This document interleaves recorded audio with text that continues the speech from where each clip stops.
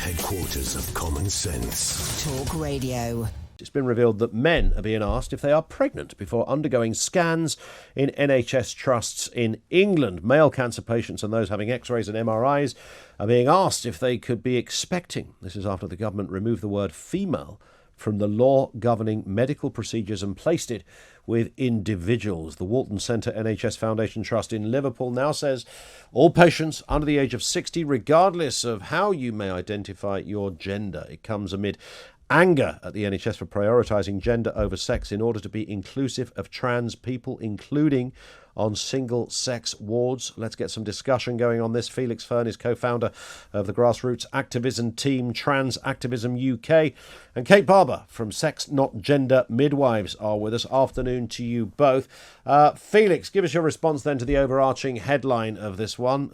I had an X-ray last night, strangely enough. Nobody did ask me, but they could have done. Are you pregnant? It's a crazy question, right?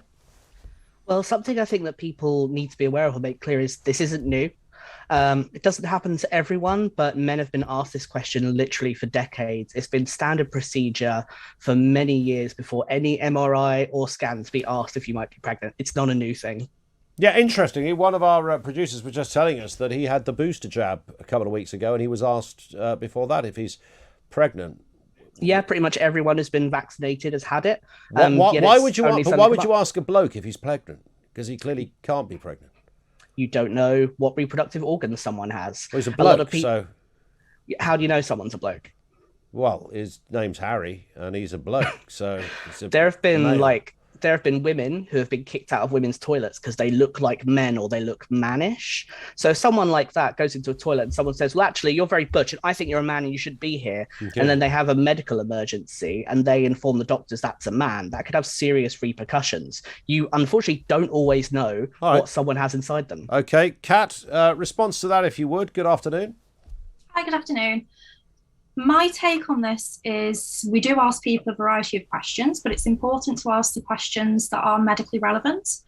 So no, I don't ask men irrelevant questions to their sex, but the important thing to take into account here is that the NHS records someone's gender. We don't record their sex. If we did record their sex, then no, we wouldn't have to ask men if they were pregnant because people that are biologically male can't be pregnant. That's why it's really important that they differentiate clearly between this in healthcare, between sex and gender. I agree, absolutely. We can't assume someone's sex based on their presentation, which is why this amendment has been brought in, that we don't just assume that people are male or female, because things are very different now, in particular to how they were. But this is all even more reason to record sex and not gender, and to only ask clinically relevant questions. Is that fair, Felix? I have kind of two sides on that. One of which is you don't always access someone's medical records. There are circumstances where it's a lot quicker and more cost effective for a medical professional to have a list of checkboxes and just say, are you this quickly? No access to medical records, takes seconds, over and done with, doesn't hurt anyone, and they have the information that they need straight away. The other thing is, yes, medical records do record gender and not sex, and trans people can have that changed. Personally, as someone who is transgender, and my record has said I'm male since I was 18, I'm now 33, I would like it to reflect both things. So I think it's fine for it to reflect whatever gender. I would also like it to reflect that I'm trans, because I don't, for example, get invited for smear tests, which is important. So I think medical records need to be improved so that we have everyone's medical information. I mean, in terms of the arguments around this seem to, as you will be aware, Felix, seem to largely be based on the eradication of primarily women, but also men as well. I mean, this is fairly interesting territory, isn't it? I mean, we don't want to eradicate men and women. And, you know, women get pregnant, men don't get pregnant. That's a fact, right? Well, no, because if someone looks at me, they typically see a man who likes pink a lot. But my name is Felix. I use he, him pronouns. People don't look at me and think that's a woman. I still have the reproductive organs that could allow me to get pregnant if I wanted to be. Right, but you would be so rare statistically, and I would say this respectfully, I also like pink, by the way, but that it would surely not in any, it wouldn't be offensive to you if you were categorised as a trans man, would it? It wouldn't necessarily be offensive, but regardless of my rarity, I'd still like to be included and not feel like my medical records or how I'm treated by medical professionals is at risk because of my rarity. I mean, Kat, from a midwife perspective then, is this really causing problems? I'm sure there's a hell of a lot of paperwork going around talking about being dutiful and respectful to people's wishes, and there's lots of courses people have been sent on. What's happening at the coalface, to coin a phrase? Is this becoming a problem for anybody? Yes, it is. I'm actually a nurse, just to clarify, and yes, it is causing an issue. For trans people and for people that are men and women who don't have gender incongruence, which is why I agree absolutely with Felix.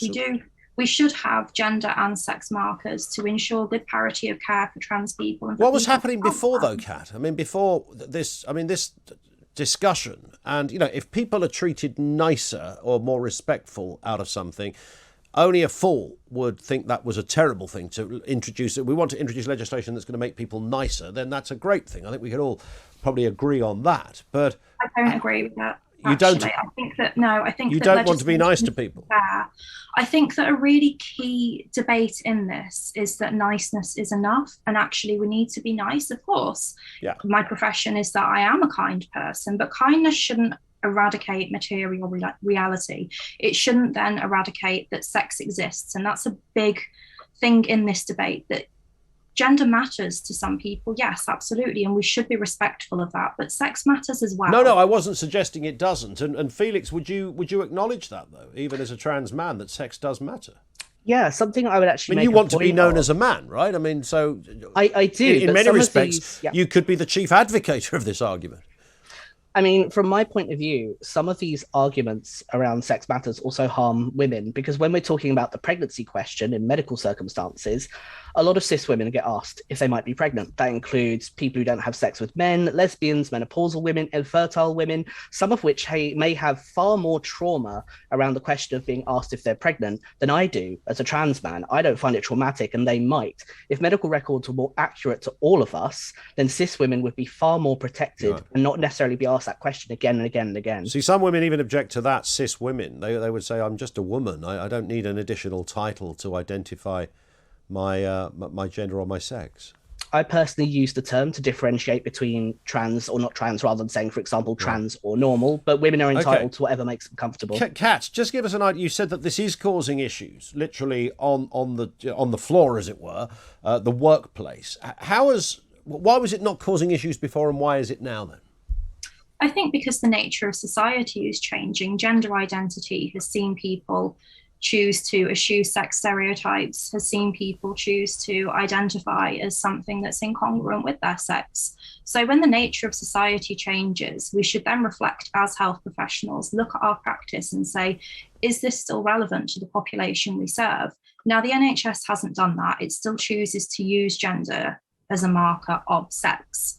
So in my opinion, rather than just using blanket questions that treat everybody as though they may have a gender incongruence, we need to really look a little bit more carefully with some more respect, and to say, yes, this is causing a problem. It's causing a problem because more people are trans, more people are non-binary, etc. But for some women, they still identify as women. They are women. They don't have a gender identity. So I think it's about seeing a complex problem and not seeing a simple solution. It is complex, isn't it? I mean, Felix, I think one of the areas that confuses people is why isn't the onus on the minority that this applies to? I mean, the vast majority of people wouldn't be affected by keeping things as they were. The amount of trans men who retain their reproductive organs and go on to have a baby would be so, I would suggest, so you stand to be corrected, so small that it would seem curious that would be eradicating the status quo or convention or tradition in order to accommodate a very tiny amount of people, even if you want to be kind to those people. I would personally argue that the actual minority that we're trying to cater to in this argument is transphobic people, not trans people. Because like I've mentioned, this question has been asked for decades. The vast majority of men hear it, just say, no, that's it. It takes them 2 seconds to say no. Suddenly out of nowhere, some men are upset by it. Personally, I think it's very silly to cater to a couple of loud, angry men who are trying to speak over everyone else. It's inclusive to use things that cater to everyone, not listen to a few angry men. Kat, final point on this? Yeah, I'd like to pick apart that a little bit. So, for example, I'm working in A&E. It's 2 o'clock in the morning, and I have a man who is psychotic. He is biologically male. His gender identity is male. There is no reason to ask him if he is pregnant. However, he is still asked. He's not transphobic. He's just someone with psychosis, and then he's asked if he is pregnant. How do you think that man's going to react? This isn't about catering to a small, vocal, transphobic population. It's about hearing the concerns of women. It's about acknowledging that there are vulnerable communities that this actually may disproportionately impact, and we need to be sensible about how we look at that. Stop applying blanket policies and start looking at impact assessments. Okay, Kat, thank you. Kat Barber from Sex Not Gender Midwives. And the other voice you heard there was Felix Fern, co-founder of the grassroots activism team Trans Activism UK. Oh. Good talk. Hot talk. Bold talk. Talk radio. Listen on your smart speaker. Watch it live on your smart TV. The world headquarters of common sense. Talk Radio.